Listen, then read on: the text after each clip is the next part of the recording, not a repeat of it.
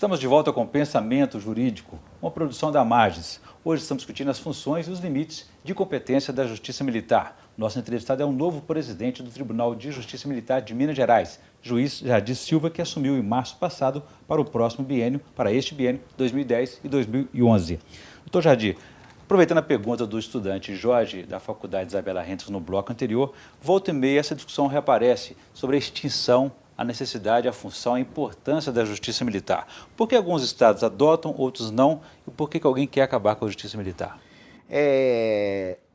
Os estados, acredito eu, que têm uma tradição e, até por que não, uma maior responsabilidade para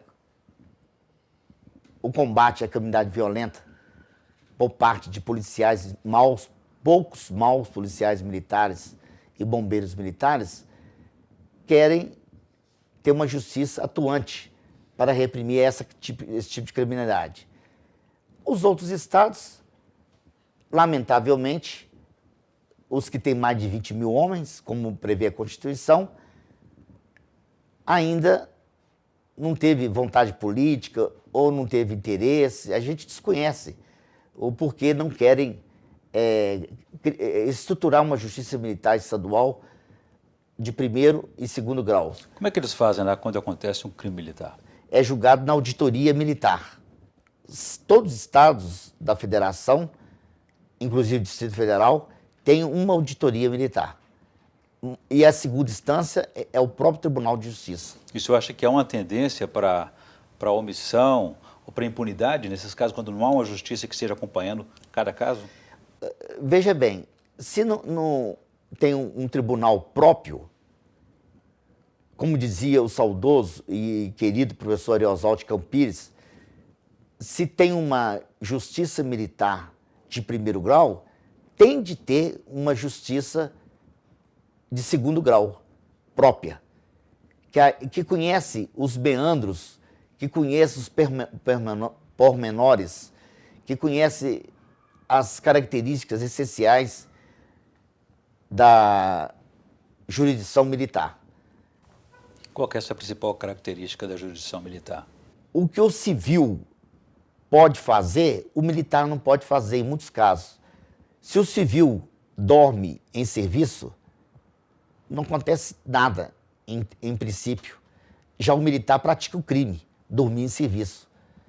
Se o militar abandona o posto de serviço, o posto de serviço, ele comete um crime. Se o civil, no seu emprego, ele abandona o posto para fazer alguma coisa, nada lhe acontece, em princípio.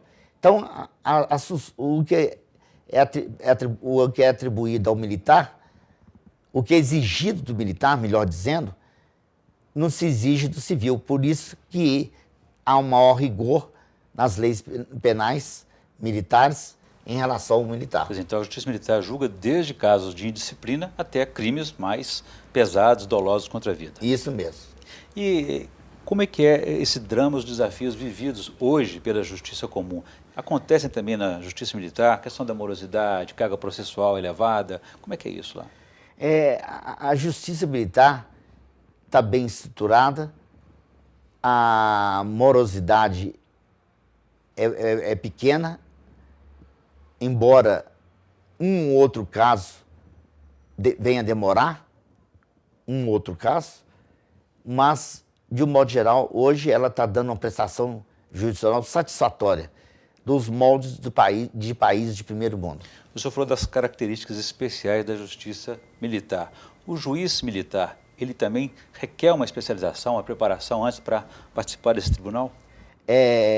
O juiz militar, ele tem a formação do segundo grau, por exemplo, ele tem a formação da caserna e da formação do curso superior que ele possui, que não é obrigatório ter curso superior, o do tribunal, o juiz militar do tribunal. Já o juiz militar do primeiro grau, ele tem a vivência, e muitos oficiais hoje têm curso superior ou fazem curso superior. Então essa bagagem lhe é muito útil. Recentemente, o nosso corregedor, Dr. Fernando Galvão da Rocha, instituiu um curso de formação de juízes militares, para eles aperfeiçoarem cada vez mais para exercer a judicatura militar. Foi um grande avanço esse curso, promovido pelo nosso corregedor, Dr. Fernando Galvão da Rocha. Em convênio com a Universidade Federal de Minas Gerais também. Isso. Perfeito. Doutor Jadir, eu gostaria então de um novo intervalo para a gente falar agora da indicação de leitura que o senhor vai fazer para nós, para os nossos telespectadores, no quadro Pensamento Literário.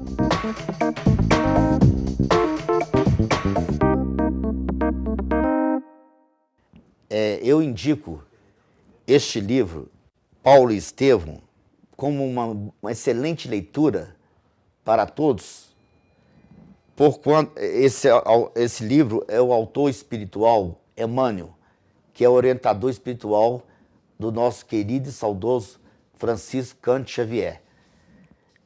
A psicografia foi do Chico Xavier. Esse livro é um verdadeiro testemunho de vida, um testemunho de vida cristã, exemplo para que todos possam viver melhor, em paz, em harmonia, com justiça e com felicidade. É um livro que, segundo dizem, foi lido até pelo Papa João Paulo II, que ficou muito feliz em ter lido essa obra mediúnica, que é, como eu disse, um verdadeiro testemunho cristão de vivência. Ok, muito obrigado aí pela indicação. O doutor Jadir Silva também é professor de Direito Penal pela Faculdade Milton Campos. Doutor Jadir, conciliar a magistratura e a vida acadêmica foi importante para o senhor? Isso é interessante? Esse intercâmbio entre uma área e outra?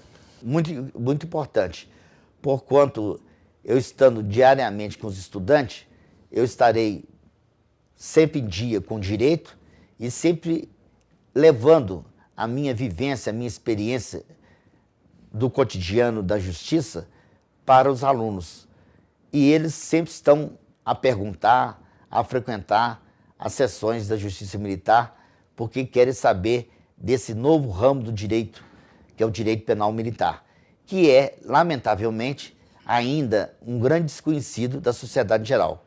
Embora as faculdades do sul do país, Santa Catarina, Rio Grande do Sul, Paraná, tem no currículo a disciplina de Direito Penal Militar, Direito Processual Penal Militar. Muito bem, lembrando aqui que apenas 3 estados no país têm justiça militar: Minas, Rio Grande do Sul e Santa Catarina. São Paulo. Tem justiça militar? Não, tem a segunda instância. É a segunda instância da Justiça Militar. Bom, agradecemos então os esclarecimentos do juiz Jadir Silva, que é o novo presidente do Tribunal de Justiça Militar de Minas Gerais. Obrigado pela entrevista e pelos esclarecimentos aqui. Foi um prazer recebê-lo aqui. Prazer é todo meu. Bom, nós ficamos por aqui. Se você quiser participar do Pensamento Jurídico, escreva para o pensamento@amages.com.br. pensamento@amages.com.br. Obrigado e até a próxima.